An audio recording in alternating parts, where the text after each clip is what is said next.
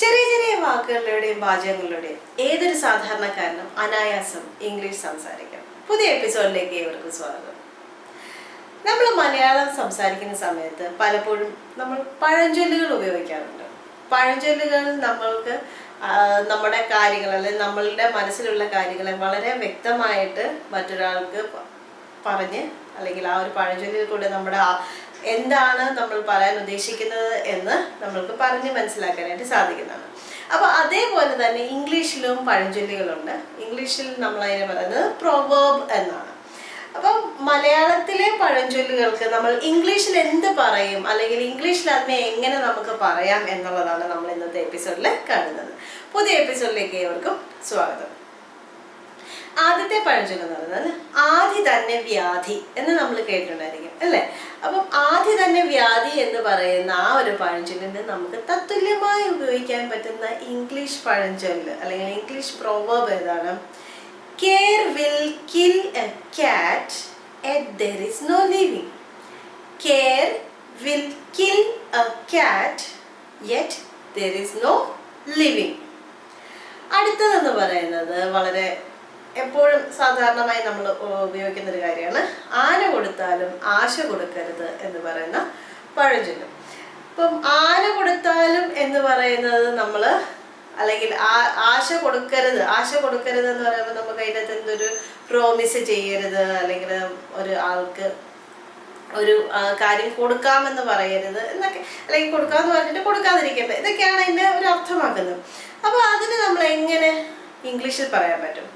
Be slow to promise but quick to perform. Be slow to promise but quick to perform.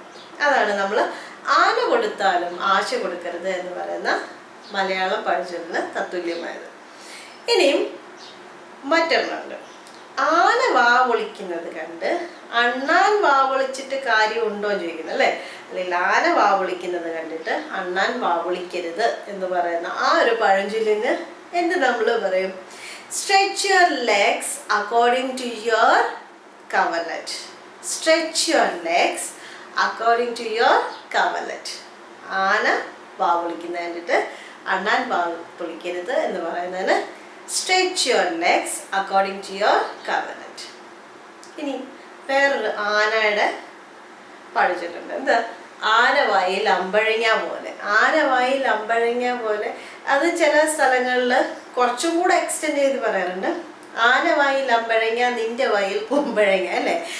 അന്നേരം ആ ഒരു ചെറിയ എന്താണ് ആ ഒരു ആനവായിൽ അമ്പഴങ്ങ എന്ന് പറയുന്നതിൻ്റെ ഇതെന്താണെന്ന് വെച്ചാൽ fear not the loss of the bell more than the loss of the steeple.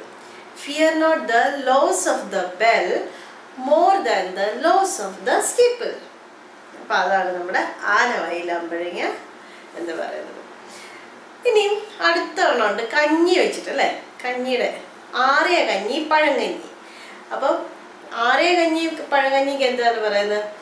3 may keep counsel if 2 be away. 3 may keep counsel if 2 be away എന്ന് പറഞ്ഞാൽ ആറിയ കഞ്ഞി പഴങ്കഞ്ഞി.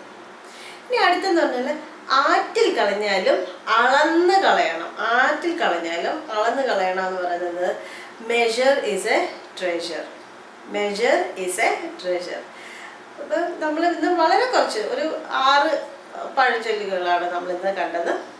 നമ്മൾ വളരെ സാധാരണമായിട്ട് നമ്മൾ ഉപയോഗിക്കുന്ന വളരെ നിത്യോപയോഗത്തിൽ തന്നെ നമുക്ക് വരുന്ന 6 പഴഞ്ചൊല്ലുകളാണ് നമ്മൾ ഇന്നത്തെ എപ്പിസോഡിൽ കണ്ടത്.